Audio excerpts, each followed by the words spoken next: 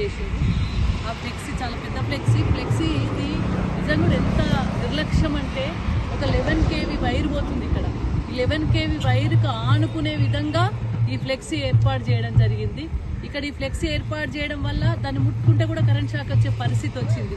మరి అలాంటిది ఇక్కడ ఉన్న మిగతా ఫ్లెక్సీలన్నేమో ఎవరైతే ఏజెన్సీకి ఇచ్చిండ్రో మరి ఎవరికి ఇచ్చిండ్రో వాళ్ళన్నీ మిగతా నిప్పుకొని పోయారు. ఈ ఒక్కటి మాత్రం వదిలిపెట్టిపోయారు. మరి ఇక్కడే ఉన్న పొలంకి ఆ పొలంకి సంబంధించిన వ్యక్తులు ఆ ఇద్దరు మిత్రులు మరి ఇక్కడికి రావడం వల్ల దాన్ని ముట్టుకోవడం వెంటనే వాళ్ళు మాడి మసైపోయే విధంగా జరిగింది. ఎంత దురదృష్టకరమైన సంఘటన అంటే బాధాకరం. తల్లిదండ్రులకు కనీసం ముఖం చూసుకునే పరిస్థితి కూడా ఈ రోజు కనబడని దారుణం ఇక్కడ జరిగింది.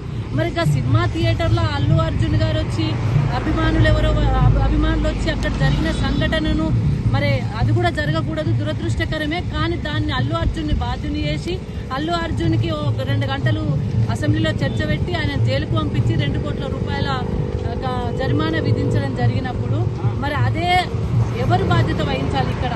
మరి ఇక్కడ ఫ్లెక్సీ ముఖ్యమంత్రి గారు వచ్చినప్పుడు ఇక్కడ ఏదైతే ఏర్పాటు చేసిన ఫ్లెక్సీ 11 kV కింద ఉండడం వల్ల దానికి ఆ ఫ్లెక్సీకి కరెంట్ రావడం వల్ల ఇక్కడ ఇద్దరు వ్యక్తులు మృతి చెందడం వల్ల మరి ఇక్కడ ఎవరు బాధ్యత వహించాలనో మరి కాంగ్రెస్ పార్టీ ఆలోచించాలి. అక్కడైతే అల్లు అర్జున్ అభిమానులు జరిగిన సంఘటనలు అల్లు అర్జున్ మీద వేసినప్పుడు మరి ఇక్కడ కాంగ్రెస్ పార్టీ బాధ్యత వహించాలి, ప్రభుత్వం బాధ్యత వహించాలి, గౌరవ రేవంత్ రెడ్డి గారు బాధ్యత వహించాలి. ఇక్కడ ఇద్దరు పిల్లలు చనిపోతే ఆ కుటుంబాన్ని కనీసము మరి ఆదుకునే పరిస్థితిలో ప్రభుత్వం లేదు.